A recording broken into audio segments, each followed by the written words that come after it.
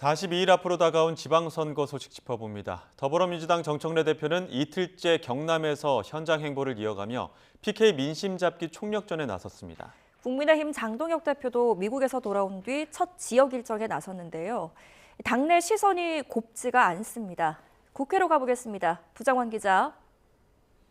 네, 국회입니다. 먼저 더불어민주당 지도부 어제에 이어서 이틀째 경남에서 현장 행보 이어가고 있죠? 그렇습니다. 정청래 대표 1박 2일 경남 일정 두 번째 날 통영 욕지도를 찾았습니다.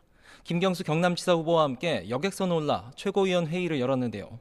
정 대표 이 자리에서 정당사 최초로 선상에서 최고위를 열게 됐다며 육지 중심적 사고에서 벗어나 섬마을 주민들의 삶의 애환을 듣겠다고 민심을 두드렸습니다. 이후 전통시장 등 민생 현장을 둘러볼 예정인데 접전 지역인 PK 민심을 다잡기 위해 총력을 기울이는 모습입니다.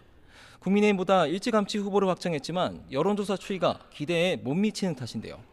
이런 가운데 이재명 대통령 최측근으로 꼽히는 김용전 민주연구원 부원장 전략공천 문제를 둘러싼 잡음도 이어지고 있습니다.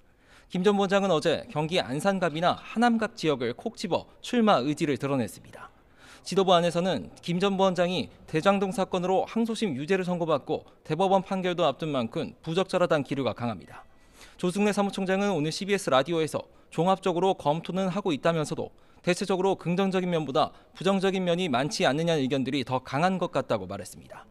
정청래 대표 역시 명확한 입장은 밝히지 않았는데 다만 오늘 경남 최고위에서 선거는 이기려고 하는 것이고 핵심 전략은 국민의 눈높이라면서 선거에 도움이 되면 하고 도움이 되지 않으면 하지 않겠다는 의미심장한 말을 던졌습니다.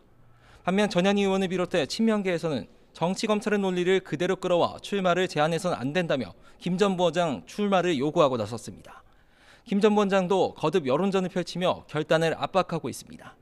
오늘 김어준 씨 유튜브에 출연해서는 결론적으로는 당의 결정에 따르겠다면서도 당이 이른바 조작기소 국정조사까지 하면서 최대 피해자인 자신을 외면하면 자기 부정 아니겠느냐고 반문했습니다. 네, 한편 8박 10일간의 방미 일정을 마치고 귀국한 국민의힘 장동혁 대표도 오랜만에 지역 일정을 잡았다고요? 그렇습니다. 지난 6일 인천에서 첫 현장 최고위원 회의를 연 뒤 두 번째 현장 일정입니다. 강원도 양양에서 김진태 강원지사 후보 지원 사격에 나섰습니다.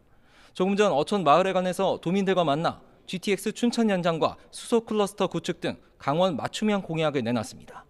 당초 현장에서 지도부 회의를 열기로 했다가 현장 일정만 소화하기로 조정했는데요.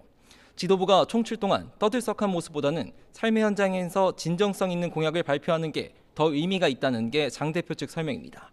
하지만 당내에서는 장 대표에 대한 비판이 쏟아졌던 인천 현장 최고위가 재현될 것을 우려해 발을 뺀 게 아니냐는 지적에 힘이 실리고 있습니다. 실제 오늘 현장에서도 쓴소리가 나왔습니다. 우선 김진태 후보는 현장을 다녀보면 중앙당의 열불이나 투표를 하지 않겠다는 목소리가 많다며 42일 뒤 생사가 결정되는 후보들의 속은 타들어간다고 포문을 열었습니다. 붙잡으려고 하면 더 멀어져 가는 게 세상의 이치 아니겠느냐면서 장 대표의 결자해지가 필요하다고도 촉구했습니다. 이에 장 대표는 별다른 반응은 보이지 않았는데요. 하지만 빈손 방미 논란에 이어 서울과 부산, 대구 경북, 경기까지 독자 선대위 추진 움직임이 이어지고 현장에 불만도 분출하면서 장동혁 후보의 파열음이 계속되고 있습니다. 지금까지 국회에서 YTN 부장원입니다.